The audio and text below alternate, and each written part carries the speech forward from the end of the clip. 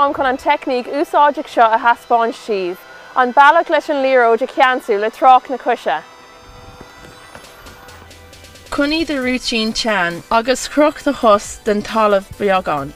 Bíodh trách na chus a ré agat, sula dagan an liathróid cófáda leat, brú an liathróid chun cín, nó an luas atá futhú a bhfuilú. Má tá sí go deas ré ag teach tugad.